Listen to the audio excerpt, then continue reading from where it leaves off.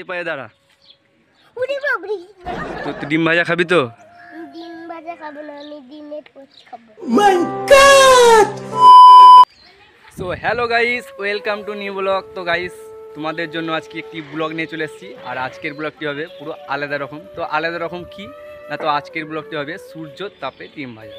তো YouTube Facebook খুললেই দেখা যাচ্ছে যে সূর্যর তাপে ডিম ভাজা, শুধু একটাই ভিডিও দেখা যাচ্ছে যে সূর্যর তাপে ডিম ভাজা। তো সত্যি যে সূর্যর তাপে ডিম ভাজা হয় কি হয় না, তো আজকে আমি ট্রাই করে দেখব যে এটা সত্যি না মিথ্যে। তো তোমরা দেখতে থাকো গাইস, আজকে আমি সূর্যর তাপে ডিম ভাজা হয় কি হয় না দেখাবো। গাইস, এখন আমি ছাদে চলে এসেছি।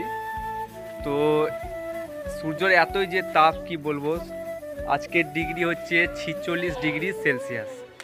তো সূর্যের তাপ দেখো। তো এখানে আমাদের ডিম ভাজা খাওয়ার জন্য এখানে বুনু আছে আর ভাইপো আছে। হাই গাইস, হাই গাইস, আর এটা হচ্ছে আমাদের ভাইপো। Hi guys. তো দেখো জুতো পরে চলে এসছে, মানে রোদের এত তাপ কি বলবো।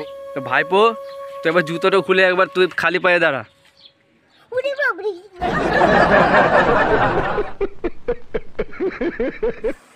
সো গাইস, কি বলবো যে আজকে এতটাই তাপমাত্রা যে খালি পায়ে দাঁড়াই যাবে না, আর খালি পায়ে দাঁড়ালেই পায়ে ছ্যাঁকা লাগবে।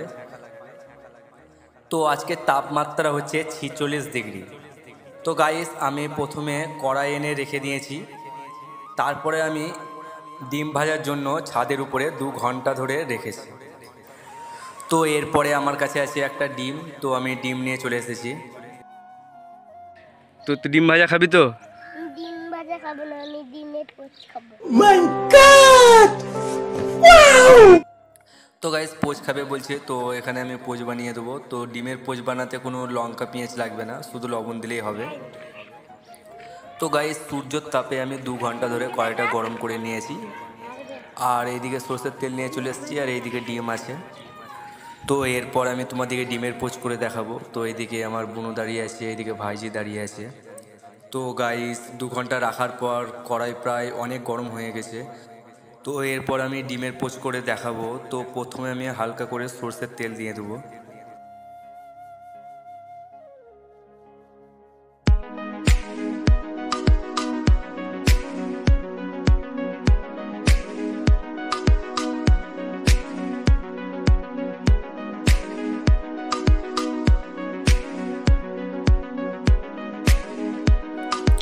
এখন আমার তেল দেওয়া কমপ্লিট, আর এইদিকে ভাইপো লবণ নিয়ে চলে এসেছে। তো গাইস, আমি তেল দেওয়া হয়ে গেছে। এরপর আমি 10 মিনিট ধরে সূর্যের তাপে গরম করে নেব। তারপর তোমাদেরকে দেখাবো ডিমের পোচ।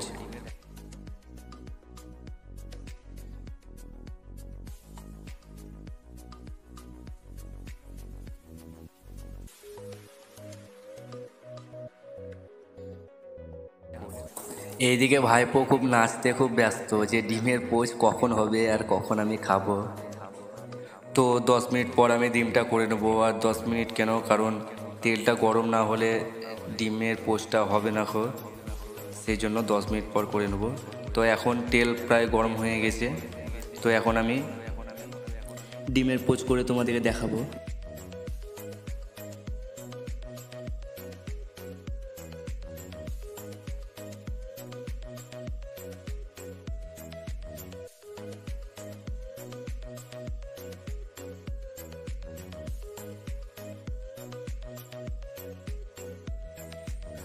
তো গাইস, ডিমটা ভেঙে দেওয়ার পর দেখতেই পাচ্ছ যে আস্তে আস্তে কিন্তু সাদা সাদা অংশ দেখা দিতে লেগেছে।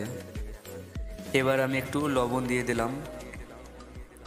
তো গাইস, এখনও কিন্তু ঠিকমতো ডিমের পোচ হয়ে ওঠেনি। তো মনে হচ্ছে এখনও অনেক সময় লাগবে। তো আমি 10 মিনিট রেখে দেবো, তারপরে আমি দেখব যে ডিমের পোচ হয় কি না। তো এখানে আমি আরও 10 মিনিট রেখে দেবো।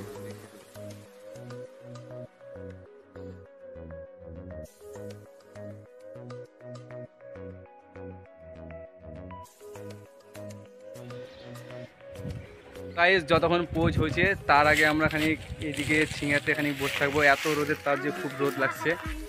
তো এক সাইডে তাহলে বসে থাকবো, তারপর 10 মিনিট পর দেখবো যে ডিমের পোস্টটা হয়েছে কি না। এদিকে দাঁড়া, এদিকে আয়। কি বলছিস? ডিম হয়ে গেছে। দাঁড়া খানি ওয়েট কর, তারপর তো দেখবি ডিম হয়ে গেছে কিনা। ডিম হয়ে গেছে তো 10 মিনিট হয়ে গেছে, চলো দেখি ডিম হয়ে গেছে কিনা। ডিম হয়ে গেছে, এ ডিম হয়ে গেছে তো রে, ডিম হয়ে গেছে।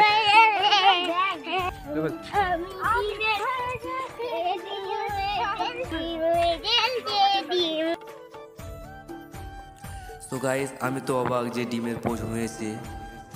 কি বলবো, এই সূর্যের তাপে এই ডিমের পোচ হতে অনেক সময় লেগেছে, অনেক সময়, কিন্তু খুব ভালোভাবে হয়ে ওঠেনি। তো যেটুকুই হয়েছে এটা বোঝা যাচ্ছে যে সূর্যের তাপে ডিম ভাজা, ডিমের আমলেট করা হয়। তো বিশাল ব্যাপার যে সূর্যের তাপে ডিমের পোচ করা হয়েছে। তো প্রচুর সময় লেগেছে এই ডিমের পোচ করতে। তো গাইস ডিমের পোচ হয়ে গেছে, তো এর থেকে আর ভালো ডিমের পোচ হবে না, কারণ এটা সূর্যের তাপে ডিমের পোচ করেছি, তো এর থেকে আর হবে না। তো প্রায় কোনোরকম করে হয়েছে। কেমন লাগলো অবশ্যই কমেন্ট করে জানাবে। আর যারা চ্যানেলে নতুন আছো তারা অবশ্যই সাবস্ক্রাইবটা করে রাখবে। তো গাইস চলো দেখা হচ্ছে পরের ভিডিও।